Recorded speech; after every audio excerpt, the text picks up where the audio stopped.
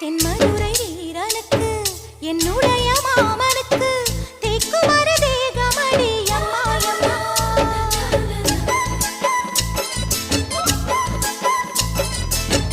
மாமன் பெற்ற பெண்ணுனக்கு மையெழுதும் கண் எதுக்கு என்னை வந்து கொல்லுதடி அம்மா அம்மா.